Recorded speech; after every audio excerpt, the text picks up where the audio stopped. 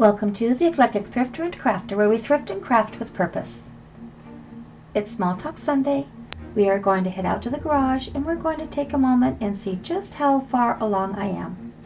It all started with an abandoned box of doll furniture, and come November, hopefully it will look something like this, or as close to it as I can get.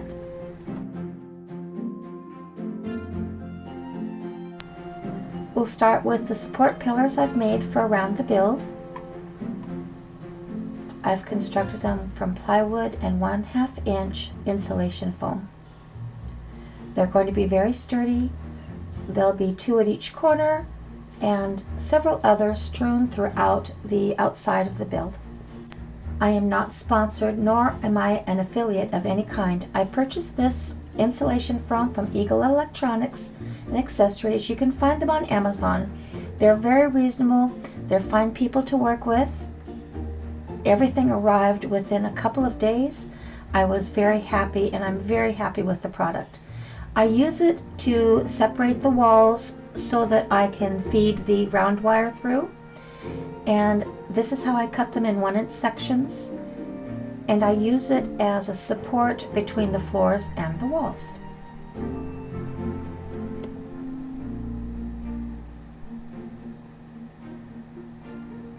This is the paper mache I'm using to fill in the spaces around the doorways and any imperfections where the corners are. In the warm weather, it dries very quickly. Jody Good's paper mache recipe is extremely sturdy. This is an example of how I use every piece of wood. I glue them together, patch them together with paper mache. There is very little waste. This is all the waste I have up until this point through the entire build. There is less than a pound of wood waste. I will probably be able to dig through this after I have primed and wired the build and find wood that I'll be able to utilize in small projects. And what we're looking at right now are the sections for the second floor construction. That wall right there with the doorway, that is going to be a hidden doorway. It will look like a bookshelf, and it's going to lead into a private men's bedroom.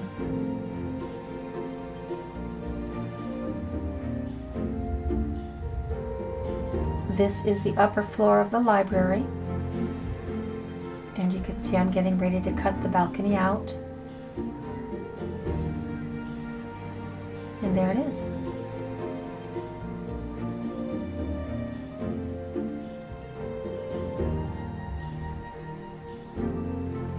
Now we have it sectioned together. You can never have enough clamps. Like Julia Child and butter. So you can see the paper mache. It's drying in the sun. Using the paper mache and getting everything just right. There's a lot of sanding and sawing, and often this is what it looks like at the end of the day. And there we have several walls, and we have the tower rooms getting ready to be put together. Now what you're looking at here is where I have it marked for the holes for the wiring for chandeliers. This is the second floor. And more clamps. It was time to get more clamps. I found out I was very shy what I needed to get this build put together. And here we are. What you're seeing right now, we are about a week behind where I really am. So right now the third floor is going up, and the third floor will lock the first 2 floors together because the first 2 floors are made into 2 sections.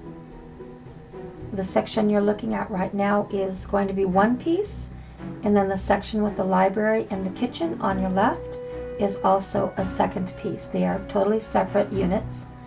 The third floor will lock it all together. For the downstairs rooms, I chose to just have the rooms flow into one another with no doors. The only doors will be pocket doors on the library. This is the kitchen, and what you're looking at is the bump out for the fireplace. The library fireplace will be on the other side. In the kitchen, there will be an ingle nook fireplace. It'll look something like this. And all of the fireplaces will have electrical lighting. This is the upstairs bedroom and hallway. That wall has not dried yet.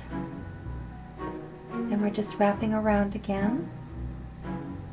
And that's where the build is so far, at least as you're seeing it. At this point you can see I still have to construct the foundation for the tower room that will be able to open and close. It's hard to explain, but that's where we are. So the tower's cut and it will be opened. It will be much larger than you see it here. As you can see, it can open out to create a larger area. And I think the coffee cans worked out perfectly for that. The top floor will be the exact height of one of the coffee cans. It will only be 6-inch ceilings for the upper rooms. That will be governess room, servants' quarters, storage, and so on. Probably a nursery also.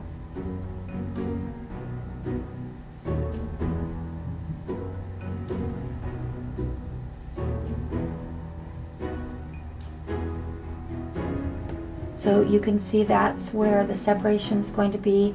Those panels will go all the way around the tower, and that will separate an outside layer, and that will allow me to put wiring in for lights and have wonderfully deep set windows. The end cap of wood is for a sturdy place for the hinges for the articulated doors. So we're almost there. Thank you for joining me for this little update. Please like and subscribe, share my thrifting and crafting channel with your thrifting and crafting friends, and help me to reach 1,000 subscribers. I welcome your thoughts and suggestions in the comments below. Check us out on Instagram and tap that notification button for upcoming announcements of thrifts and crafts. But most of all, have a lovely, lovely day.